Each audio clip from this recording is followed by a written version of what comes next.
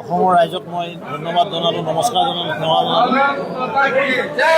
এইবাৰ হিন্দী আৰু ভাৰতীয় জনতা পাৰ্টীক যি বৃহৎ জয় দিলে, যি জনাদেশ দিলে, সমগ্ৰ অসমবাসীক সেৱা জনালোঁ, নমস্কাৰ জনালোঁ। লগতে ৰঙিয়া সমষ্টিৰ ৰাইজক মই নমস্কাৰ জনালোঁ, ধন্যবাদ জনালোঁ, অভিনন্দন জনালোঁ। এয়া ৰঙিয়াবাসীৰ জয় হৈছে আৰু এয়া উন্নয়নৰ জয় হৈছে, এয়া খিলঞ্জীয়াৰ জয় হৈছে।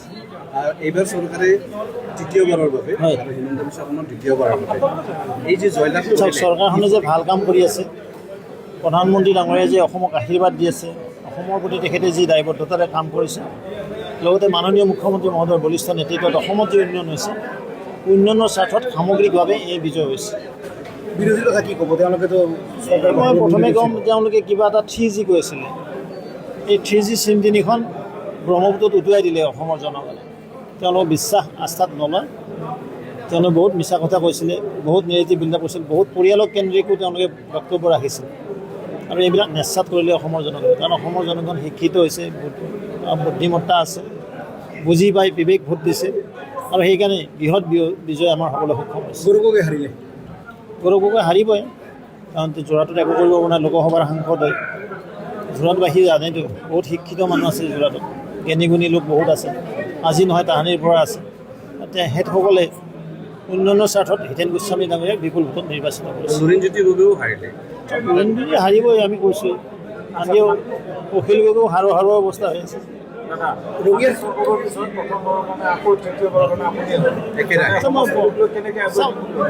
কাম কৰিব লগা যথেষ্ট আছে, উন্নয়নৰ বোলে কোনো ফুল ষ্টপ নাই। বিভিন্ন ধৰণৰ চিন্তাধাৰাই, বিভিন্ন ধৰণৰ উন্নয়নমুখী কামেই ৰঙিয়াখনক সজাই পৰাই তোলা হ'ব।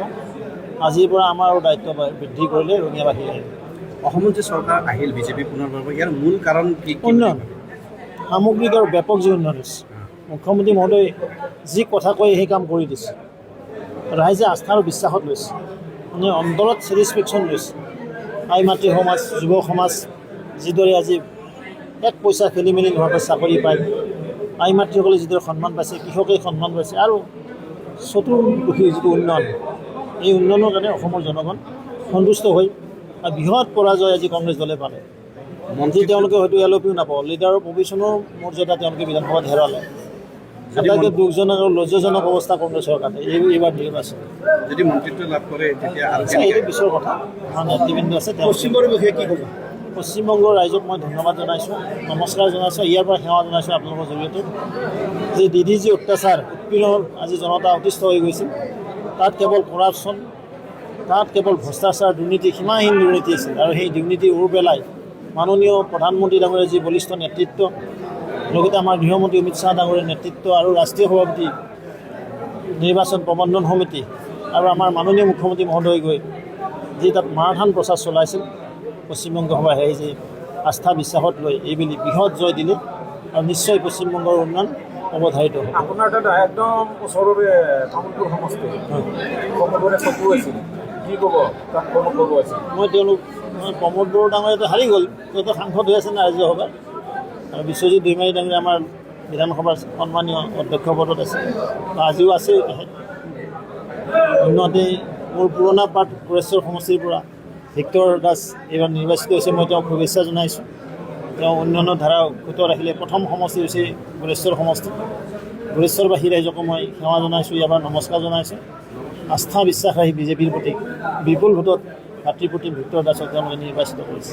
আপোনাৰ কিবা অৰিহণা আছে নেকি? নিশ্চয় তাত যি উন্নয়ন হৈছিল, উন্নয়নৰ প্ৰতি ভাৰতী মাস্কত তাৰমানে ইউ পি পি এলৰ লগত একেবাৰে প্ৰতিষ্ঠিত হ'ল। ইউ পি পি এলৰ লগত চাওক, ইউ পি পি এলটো এইবাৰ মানে বিগ জিৰ' হ'ল মোটামুটি। কি ক'ম আৰু, তেওঁলোকৰ হয়তো ক'ৰবাত কিবা গণ্ডগোল আছিল, হয়তো যিদৰে নিব লাগিছিল নিব পৰা নাই।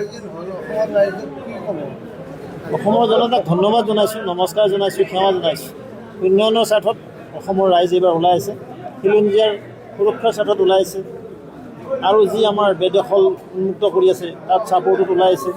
আমাৰ জাতি মাটি ভেটি সুৰক্ষিত কৰাৰ স্বাৰ্থত অসমৰ জনগণে মাননীয় মুখ্যমন্ত্ৰী মহোদয়ৰ বলিষ্ঠ নেতৃত্বত তেখেতৰ প্ৰতি মানে আস্থা বিশ্বাস ৰাখি বিপুল ভোটত আৰু সৰ্বকালৰ ৰেকৰ্ড ভংগ কৰি largest margin, largest numbers of MLA দি আমাক কৃতাৰ্থ কৰিছে। তাৰ বাবে মই অসমবাসীৰ জোৰে প্ৰাৰ্থনা জনাইছোঁ, নমস্কাৰ জনাইছোঁ, সেৱা জনাইছোঁ। আৰু দাদা আৰিমত্ব গড় আৰু 2000 এতিয়া নকওঁ আৰু